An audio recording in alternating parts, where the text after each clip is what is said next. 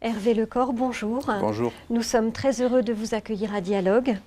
Vous êtes venu nous présenter votre nouveau roman, Prendre des loups pour des chiens, paru en janvier 2017 aux éditions Rivage. Ce nouveau roman, très noir, se déroule dans le sud de la Gironde en été. Tout d'abord, pouvez-vous nous dévoiler quelques éléments de l'histoire? Qui est le personnage principal?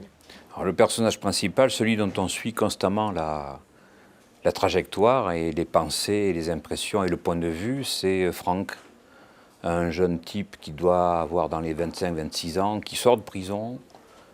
Il a purgé 5 ans parce qu'il a commis un braquage dans un supermarché en compagnie de son frère aîné. Son frère aîné ne s'est pas fait prendre, lui s'est fait attraper et il n'a pas parlé. Il a tout pris sur lui. Donc le voilà qui sort de prison.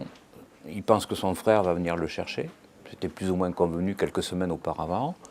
Puis c'est pas le frère qui vient, c'est une jeune femme, plutôt affriolante, plutôt excitante. Et aussitôt, évidemment, il est séduit, au moins physiquement, par cette femme. Et elle va l'amener dans sa famille. Elle vit avec ses parents et avec sa fille, une petite fille de 8 ans qui s'appelle Rachel. Et Franck va se retrouver au milieu de ces gens. Et il va sentir petit à petit une tension qui va monter. Il va s'interroger sur leurs activités, qui sont des activités de petit trafic, de réparation et de comment dire, bricolage de voitures volées, enfin des choses comme ça. Il s'aperçoit qu'ils sont en conflit assez violent, voire armé carrément avec un gang, avec une équipe de trafiquants de drogue. Il y a une histoire de dette, enfin un truc assez tordu.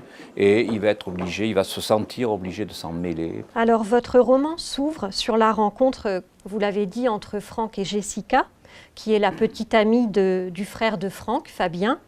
Peut-on dire que cette première rencontre est à l'image de la suite des événements? Elle va créer entre eux un lien qui n'est pas un lien amoureux, qui est purement un lien physique, pratiquement animal. Ce n'est pas une histoire d'amour qui va se nouer entre eux, c'est une histoire de sexe, c'est une histoire de corps. Et Franck, c'est le cas de le dire, à son corps défendant, ne va pas pouvoir se détacher de cette liaison. Et c'est ça qui va l'entraîner finalement à encore plus loin dans les intrigues, dans la violence dont ces gens, aussi bien Jessica que ses parents, sont les responsables bien souvent. Jessica conduit Franck là où elle vit, en pleine campagne, au sein d'une famille plutôt volcanique et violente, vous l'avez dit. Souhaitiez-vous qu'au mur de la prison succède pour Franck une nouvelle forme d'enfermement, plus insidieuse, plus toxique? Oui, enfermement psychologique évidemment avec ces gens et avec cette liaison dont je parlais, de cette relation dont il ne peut se défaire. Et puis enfermement aussi parce que je l'installe assez vite dans une caravane qui est un lieu extrêmement exigu.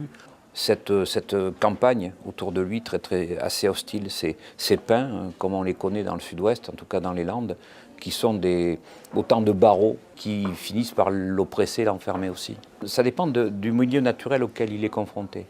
Ou bien c'est une nature desséchée, hostile, au bord de l'incendie, comme parfois je le dis. Et dans ce cas-là, elle ne le rassure pas beaucoup, elle ne le calme, ne le rassénère pas beaucoup. En revanche, à la fin du bouquin, lorsqu'il se retrouve à la montagne, alors là, on est dans une nature effectivement apaisante, dans un sentiment de pureté, de transparence, dans une nuit, bon, en plus les nuits en montagne, il n'y a rien de plus magnifique. Et voilà. Donc tout dépend de la nature dont je l'entoure. Il y a une nature qui va être oppressante, et il y a une nature qui sera au contraire une forme d'élévation et d'apaisement. Merci beaucoup Hervé Lecor Merci d'avoir à vous. répondu à nos questions. Merci beaucoup.